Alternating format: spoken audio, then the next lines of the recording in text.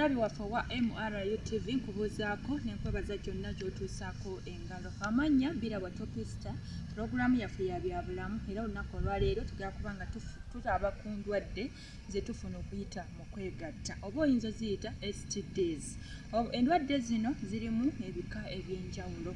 Waliwo kabootongo, waliwo HIV, waliwo Candida, waliwo gonorrhea ne wabaawo ne hepatitis B.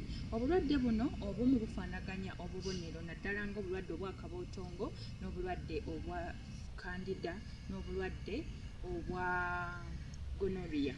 Obubonero bwagala okufaanagana.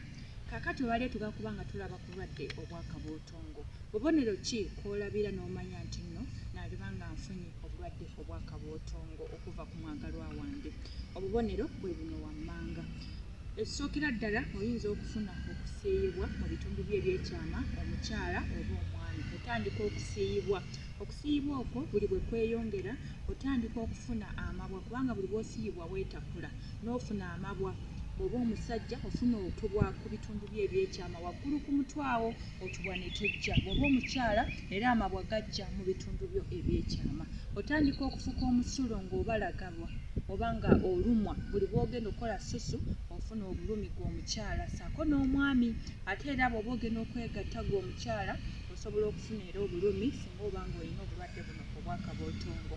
Kabootongo asobola okuviirako omuntu okubutuka olususu lwonna n'ayiwa emikono n'ayiwa omubiri gwonna gwonna ng'alinga alwadde namusuna.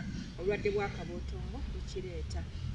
Kabootongo asobola okukuba olulimi lw'omuntu ebitulututtu ne bijja ku lulimi. Oli nga bw'ayasama bw'ati n'akulaga olulimi kubaako ebintu ebyeru ebikutte, ebimu bibanga bitulututtu.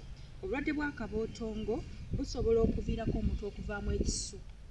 Ekisu ekyo kiva oluusi mu bitundu byaffe ebyekyama oba mu nkwawa oba omubiri gwonna omuntu n'aba nga awunya ekintu ekyo. Obulwadde bwa kabootongo busobola okuleeta enkyakya n'osanga omuntu alina enkyakya ku bigere. Abamu bamanyi n'oggula ejjinja n'agamba kanwanyisa enkyakya naye nga tozudde kiki kireese bulwadde buno obw'enkyakya. So okubirizibwa ogenda okuba nga weekebeza n'ozuula enkyakya zivudde ku ki kubanga oluusi obulwadde bwa kabootongo bukireeta. Obulwadde bwa kabootongo busobola okuviirako omuntu okugongobala engalo n'osanga engalo omuntu zigongobadde nga takyasobola kukwata bulungi.